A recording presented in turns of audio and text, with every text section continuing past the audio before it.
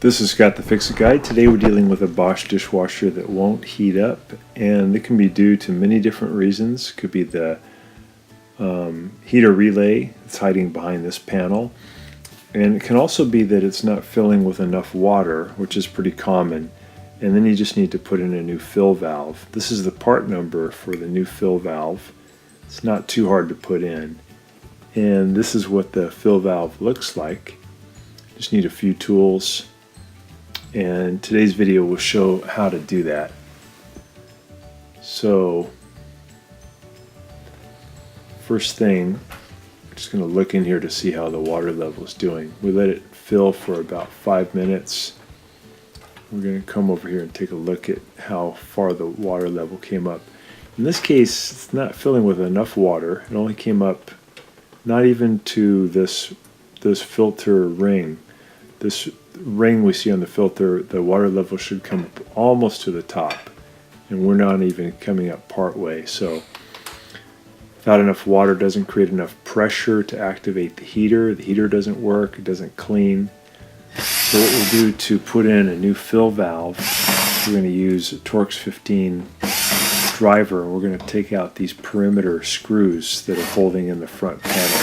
If you get the front panel off, it's a little bit easier to do the procedure for putting in the new fill valve. So we're just going to zip those out.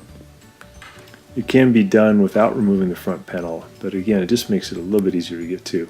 Coming over to the fuse box here and turning off the power to the dishwasher, just to make sure we don't get zapped. And now we're pulling off the front panel. So once you get the screws off, just pull down and the panel will come right out. And then down at the bottom here, we have a thing called the kick panel, and that's going to be removed usually with 2 Phillips head screws. And once we zip those out, we'll have good access to the fill valve.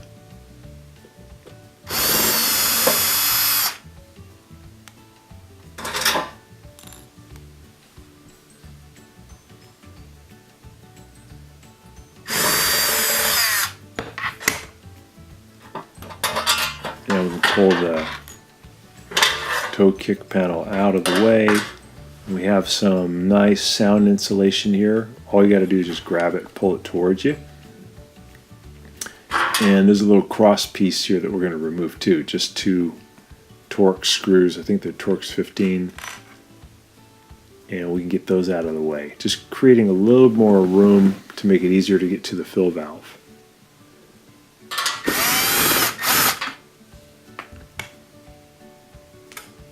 Move the right one.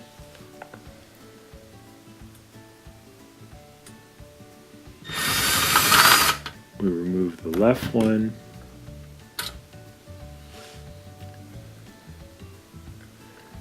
You have to disconnect this plastic piece that protects the wires. Just going to push up on a little part of the plastic and that'll remove it from the brace. We'll get the brace out of the way. And now we're going to pull up a little bit on this hose that brings water into the dishwasher, into the sump. We're going to just kind of get it out of the way, create some more room. And we'll just remove 2 torx 15 screws that are holding in the fill valve. First thing, we'll make sure we turn off the water. So usually that's located underneath the sink. And we're going to turn that valve all the way to the right, righty-tighty. Once we get it all the way to the right, give it a little extra push so you make sure you've really stopped the flow of water. Okay, and then we'll use some pliers to just spin that off to loosen it, and we can use our fingers to finish that off. I'm going to put a little towel there too, because some water will come out, not a lot, but just to avoid a mess. That off. Now we're twisting off the little brass L joint, getting that out of the way. I usually use a crescent wrench to loosen it. They're in there pretty tight. Remove those 2 torx 15 screws. Now we've got the whole thing pulled out away from the dishwasher, we're going to put a standard head screwdriver in between this hose and the fill valve to loosen this hose, because they're on there really tight. I usually put it in there and then I twist it back and forth so I can pull it out. This is the old one, the old fill valve. Here's the new part number. And they're not very expensive. And here we're just checking the resistance value between the old one and the new one. And the resistance value is about the same, so it's probably not a worn out fill valve, probably just an obstructed fill valve. Some crud builds up over the years, gets caught in the filter, and it reduces the amount of flow of water. And then we just don't get enough water to come in the amount of time that the computer lets water come in. So we're putting a little bit of thread tape, Teflon thread tape, on the bigger side of this L joint. And on the small side you don't need tape because that's a compression fitting. But this bigger side, the one that screws into the fill valve, you do want to put this pipe tape on, Teflon tape, and we're going to screw that into the fill valve. And I usually use a wrench to get it tight. I want it to be slightly down and to the right. Okay, now I'm going to put the tube back on, the one that brings water into the dishwasher. And I'm going to get my clamp here to bring the spring clamp back into position. Let go of that. Got that on tight. Put the electrical connector back on. It's super easy. That just plugs right in, just a modular connection. Easiest part of the procedure. So we got that on. We got our water on. We're going to put this back into position. Then we'll add in the two Torx 15 screws. Get those tight.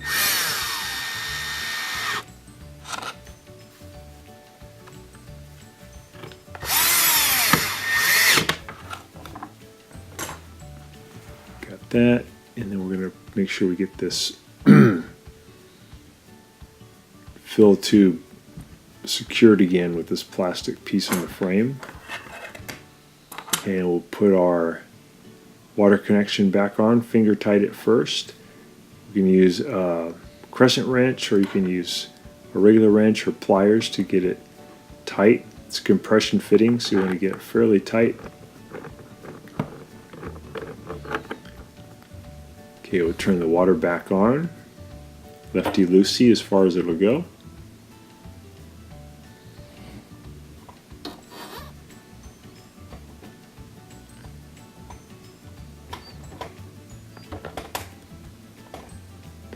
Okay, now we're putting the cross brace back in. We're going to connect the plastic piece to the cross brace. The plastic piece just protects the wires. And we'll push the brace back into position and add the two Torx 15 screws back in.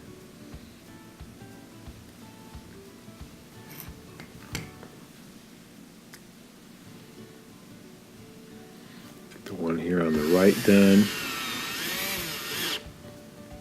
Really speeds it up to have a driver here. It makes it so much faster. Put in the second one.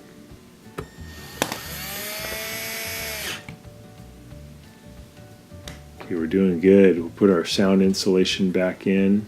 Nice piece of foam. Bosch, some of the quietest dishwashers out there, the way they're designed. It's really good. This is part of what dampens the sound. Okay, we're doing good. Almost done. We're going to put in the kick panel. It'll be just, in this model, a couple Phillips head screws hold it in.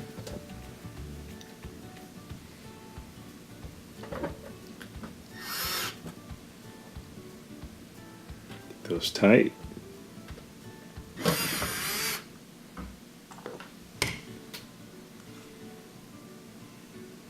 I'm going to put this little spacer piece back in. Just going to push it back onto the door.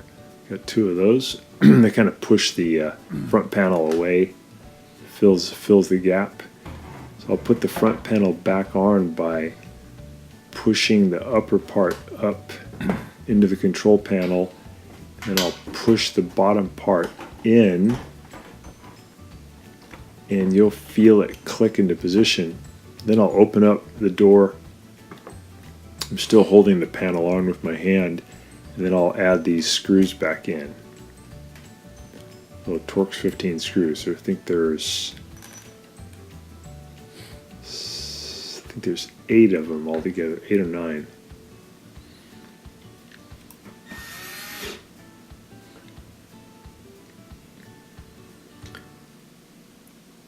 So when the Bosch dishwasher doesn't get enough water, it won't heat the water. It doesn't activate a pressure switch. So it's really important that we get the right amount of water. Okay, we'll close that, turn the power back on at the fuse box, and we'll give it a little test.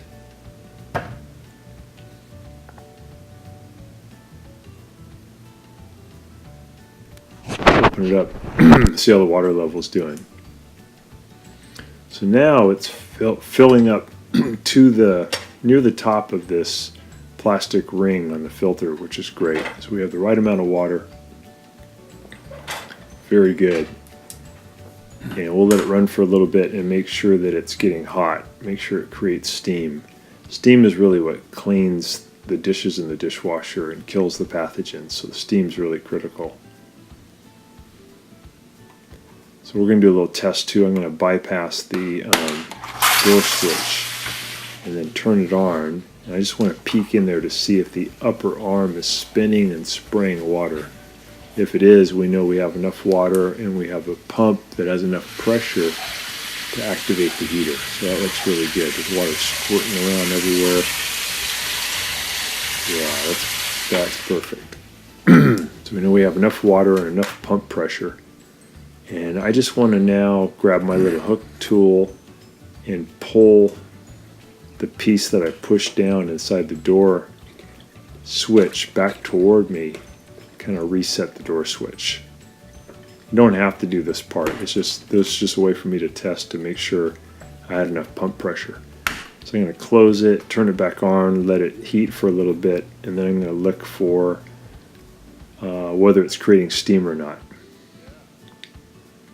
In the meantime, it'd be interesting to take apart the old fill valve and see if there was some crud caught in there. So I'm pulling out the little filter. I want to see what's in there. And it looks pretty bad. It looks like it was probably 70% occluded with junk that had built up over the years. And that was preventing enough water from coming into the dishwasher during the limited time that the computer lets water come in. So now we're looking and we got nice steam coming out of there, and that steam is a sign of a healthy dishwasher.